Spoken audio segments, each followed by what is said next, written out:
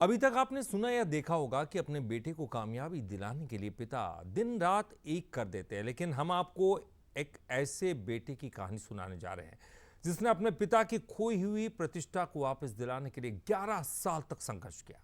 अनूपपुर से देखिए हमारी एक खास रिपोर्ट। अनूपपुर में रहने वाले मिथिलेश पांडे पुलिस विभाग में आरक्षक के पद पर तैनात थे। साल 2013 में आय से अधिक संपत्ति का आरोप लगा और उसके बाद विभागीय जांच के बाद उन्हें पद से बर्खास्त कर दिया गया। इस दौरान मिथिलेश ने पुलिस के आला अफसरों से अपनी बेगुनाही की गुहार लगाई, लेकिन किसी भी अधिकारी ने उनकी एक न सुनी।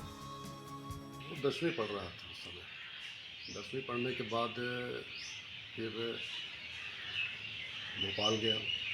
भोपाल में फिर उन्होंने लॉ किया। पापा मैं लॉ ही करूँगा।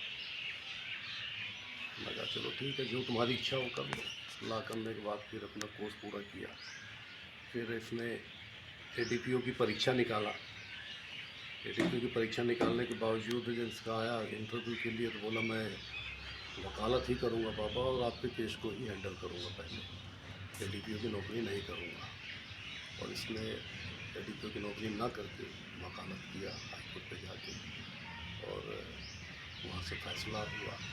और माननीय पुलिस अधीक्षक महोदय ने मुझे दिनांक 4/4। जब साल 2013 में मिथिलेश पांडे को बर्खास्त किया गया था, उस दौरान उनका बेटा अभिषेक पांडे 10वीं क्लास की पढ़ाई कर रहा था।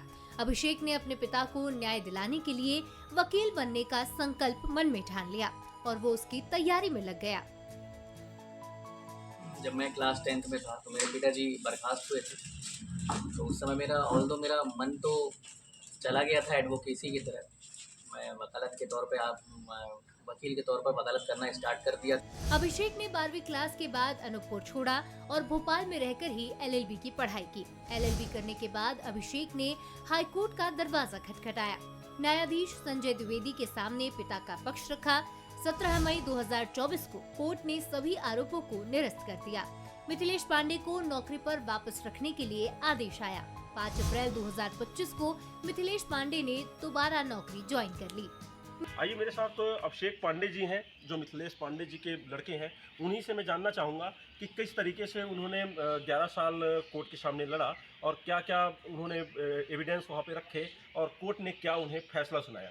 जी नमस्ते जी। जब मैं क्लास 10th में था, पापा हमारे पुलिस विभाग में थे और पुलिस विभाग में रहते उन्हें सेवा से पृथक कर दिया था। मुझे पता नहीं, हम लोग पूरे परिवार को पता नहीं था कि सेवा से पृथक का मतलब क्या होता है। जब आगे चल के जब पता होने लगा कि पापा का ड्यूटी ही जाना बंद हो गया है, सारी चीज़ें अब मनी क्राइसिस होने लगी, फाइनेंशियल क्राइसिस होने लगी, तो हम लोग क्या कि अब मेरा एक ड्रीम बना कि मैं लॉ करके अपने पापा को न्याय दिलाऊँ।